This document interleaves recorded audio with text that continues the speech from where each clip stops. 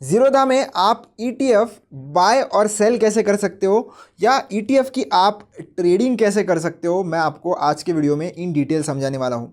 ETF को कैसे खरीदना है, इंट्राडे के लिए, लॉन्ग टर्म के लिए कैसे खरीदना है, इसमें क्या कुछ चार्जेस लगते हैं, किन बातों का आपको ध्यान रखना है, सब मैं विद बेसिक्स कवर करने वाला हूं। तो दोस्तों, सबसे पहले जिनको ईटीएफ के बारे में नहीं पता, तो ईटीएफ मतलब एक्सचेंज ट्रेडेड फंड्स। अब ये क्या होता है? तो जैसे आप स्टॉक्स को खरीद और बेच सकते हो, ठीक उसी तरीके से आप ईटीएफ को भी खरीद और बेच सकते हो मार्केट आवर्स में। तो जब भी मार्केट ओपन होता है, आप इन्हें बाय भी कर सकते हो और सेल भी कर सकते हो। आप इन्हें इंट्राडे में भी बाय सेल कर सकते हो और लॉन्ग टर्म के लिए भी आप इन्हें खरीद सकते हो और बाद में जब आपका मन चाहे तब आप इन्हें बेच सकते हो। अब वो कैसे करना है, तो हम ये एग्जाम्पल से ही समझ लेते हैं। तो काफ़ी सारे ईटीएफ्स आपको देखने के लिए मिलेंगे दोस्तों। काफ़ी इंडेक्स के ऊपर आपको ईटीएफ देखने के लिए मिलेंगे, गोल्ड पर देखने के लिए मिलेंगे ईटीएफ, सिल्वर पर देखने के लिए मिलेंगे, कुछ ईटीएफ्स आपको इंटरनेशनल इन्वेस्टमेंट्स भी करते हुए देखने के लिए मिलेंगे, कुछ डेट वाले ईटीएफ्स भी देखने के लिए मिलेंगे। तो बहुत अलग अलग तरीके के आपको जो है वो ईटीएफ्स देखने के लिए मिल जाते हैं। आपको जिसमें भी इन्वेस्टमेंट करनी है या ट्रेडिंग करनी है, पहले आपको वो डिसाइड करना पड़ेगा। जैसे एग्जांपल ले लेते हैं हम इंडेक्स ईटीएफ का। इंडेक्स ईटीएफ क्या होता है? इंडेक्स ईटीएफ मतलब एक ईटीएफ जो किसी भी इंडेक्स में इन्वेस्ट करता हो। अब काफ़ी सारे इंडेक्स हैं, ये मैंने ऑलरेडी एक वॉच लिस्ट बनाकर रखी है, आप देख सकते हो। निफ्टी 50 का आपको ईटीएफ मिल जाएगा, आईटी का मिल जाएगा, मिड कैप का मिल जाएगा, ऑटो का मिल जाएगा, निफ्टी बैंक का ईटीएफ मिल जाएगा। तो ऐसे अलग अलग ईटीएफ से आपको ये पहले तय करना पड़ेगा कि किस में आपको ट्रेड या इन्वेस्ट करना है। तो मान लेते हैं कि हमें निफ्टी 50 के किसी ईटीएफ का एग्जाम्पल लेना है। तो इसके ऊपर मैं क्लिक करूँगा और सर्च करूँगा निफ्टी स्पेस 50। तो निफ्टी स्पेस 50 सर्च किया, आपको इधर से सेलेक्ट कर लेना है ईटीएफ। तो जैसे ही आप इधर ईटीएफ सेलेक्ट करोगे, आपको 3 ईटीएफ देखने के लिए मिल रहे हैं। इसमें से एक जो ईटीएफ है वो क्वांटम निफ्टी 50 ईटीएफ है और दूसरा है एसबीआई का ईटीएफ निफ्टी 50। अब बहुत सारी अलग अलग कंपनीज़ हैं, एसेट मैनेजमेंट कंपनीज़। उन सब एसेट मैनेज कंपनीज़ के आपको निफ्टी 50 के ईटीएफ देखने के लिए मिल जाएंगे। फिलहाल आपको सिर्फ 5 ही देखने के लिए मिल रहे हैं। तो ईटीएफ में ज़ीरोधा में अभी भी एक प्रॉब्लम है कि अगर मैं निफ्टी 50 सर्च भी करता हूं तो सारे निफ्टी 50 के ईटीएफ्स नहीं आते हैं। तो मैं क्या करूंगा, एक पीडीएफ दे दूंगा डिस्क्रिप्शन में, आप वहां पर जाकर निफ्टी 50 सर्च कर सकते हो उस एक्सेल शीट में। तो आपको सारे निफ्टी 50 के जो ईटीएफ्स हैं उनका सिंबल मिल जाएगा। ये जो ऊपर आपको सिंबल दिख रहा है, ये उनका सिंबल है।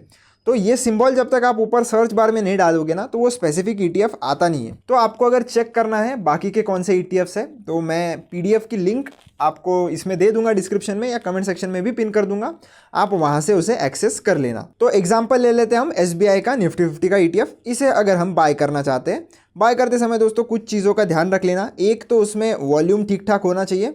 आप देख सकते हो इसमें लगभग 3 लाख के आसपास का वॉल्यूम है, तो वॉल्यूम ठीक ठाक होना चाहिए। और फंडामेंटल्स में जाकर आप ये वाली चीज़ें भी चेक कर सकते हो कि एसेट्स अंडर मैनेजमेंट एटलीस्ट 2-3 हज़ार करोड़ से तो ऊपर होना चाहिए। अब ये निफ्टी 50 का ईटीएफ है, इसलिए इसका बहुत ही ज़्यादा है, 2,17,000 करोड़ के भी ऊपर है। आपको एक्सपेंस रेशो देखना है, एक्सपेंस रेशो जितना कम उतना अच्छा है। और ये सारी चीज़ें वेरीफाई करने के बाद ही आप किसी भी ईटीएफ को खरीदने का सोचिएगा। अगर आपको इन डिटेल वीडियो चाहिए कि ईटीएफ खरीदते समय किन बातों का, किन फैक्टर्स का आपको ध्यान रखना है, तो मैंने एक डिटेल वीडियो चैनल पर बनाया है, मैं डिस्क्रिप्शन में लिंक डाल दूंगा, आप वो वाला वीडियो जरूर चेकआउट कर लेना। नीचे स्क्रॉल करेंगे, आपको 2 ऑप्शन मिल जाते हैं, जैसे स्टॉक्स में है बाय और सेल का। खरीदने के लिए आप बाय का बटन क्लिक करिए। रेगुलर वाले सेक्शन में आप रह सकते हो। क्वांटिटी आपको सबसे पहले डालनी है कि कितनी क्वांटिटी में आप खरीदना या बेचना चाहते हो। तो जैसे मैं एक क्वांटिटी का ही एग्जांपल ले लेता हूं। फिर इसमें भी आप मार्केट ऑर्डर लगा सकते हो या इसके ऊपर क्लिक करके आप लिमिट ऑर्डर लगा सकते हो। लिमिट ऑर्डर में जो भी प्राइस आप इधर एंटर करोगे, बस ध्यान रखना वो मार्केट प्राइस से कम होना चाहिए। तो एग्जैक्टली उसी प्राइस पर ऑर्डर जो है वो आपका एग्जीक्यूट किया जाता है। बस वो प्राइस जो है वो मार्केट में उसी दिन आना चाहिए, नहीं आता है तो आपकी ऑर्डर ऑटोमेटिकली कैंसिल हो जाती है। दोनों ऑप्शन आपके पास है, इंट्राडे का भी ऑप्शन आपके पास है, लॉन्ग टर्म के लिए भी आप इसे बाय कर सकते हो, इन्वेस्टमेंट इसमें कर सकते हो। अगर आपको कोई ट्रेडिंग करनी है इंट्राडे में तो वो भी आप कर सकते हो, इधर का इंट्राडे का ऑप्शन सेलेक्ट करके। बस ध्यान ये रखना कि इंट्राडे में आप अगर ट्रेड कर रहे हो तो ट्रेड को 320 के पहले पहले स्क्वायर ऑफ कर देना, क्योंकि ये एक रूल होता है कि इंट्राडे की पोजीशन 320 के पहले आपको स्क्वायर ऑफ करनी है। बाकी काफ़ी लोग ईटीएफ में भी ट्रेडिंग करते हैं, बस ट्रेड जिसमें भी कर रहे हो लिक्विडिटी अच्छी खासी होनी चाहिए, एक बार ध्यान रख लेना।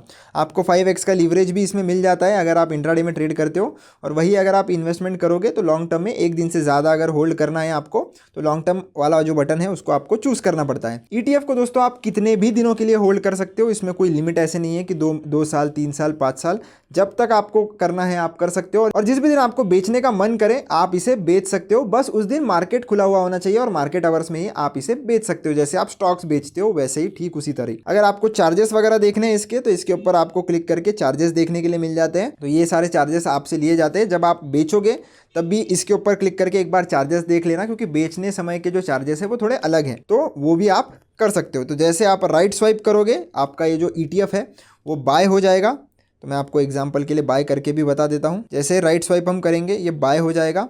बाय करने के बाद आपको पोर्टफोलियो वाले सेक्शन में आना है और उसके बाद पोजीशंस वाले सेक्शन में आना है। तो एक दिनों के लिए आपको ये पोजीशंस वाले सेक्शन में ही शो करता है, उसके सामने होल्डिंग CNC लिखा हुआ आ जाएगा।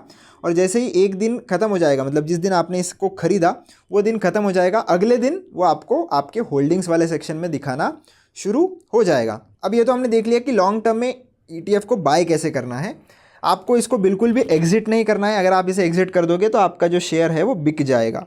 तो होल्डिंग्स वाले सेक्शन में हम आएंगे। होल्डिंग्स वाले सेक्शन में मेरे पास इधर कुछ ETF है, गोल्ड बीज नाम की ETF है, कोई भी बाय सेल रिकमेंडेशन नहीं है दोस्तों। तो ये जो गोल्ड बीज है, अगर मैं इसको बेचना चाहता हूँ तो जैसे मैं स्टॉक बेचता हूँ ठीक उसी तरीके से एग्जिट पर मैं क्लिक करूँगा। एग्जिट पर क्लिक करने के बाद इधर क्वांटिटी लगा सकता हूँ कि कितने क्वांटिटी मुझे एग्जिट करनी है। लॉन्ग टर्म आपको चूज़ करना है। यहाँ पर आपको चार्जेस देखने के लिए मिलेंगे कि इसको बेचते समय आपसे क्या कुछ चार्जेस लिए जाएंगे, वो आप इधर पढ़ सकते हो। और जैसे आप राइट स्वाइप करोगे, आपका अकाउंट पर अगर DDPI एक्टिवेटेड नहीं है, DDPI मतलब ये एक फीचर होता है जिसकी मदद से आप अपने शेयर्स को बिना टी-पिन वेरिफिकेशन किए बेच सकते हो। अगर आपने DDPI एक्टिवेट नहीं करके रखा तो फिर ये आपको बोलेगा कि अपना टी-पिन वेरिफिकेशन कर लो।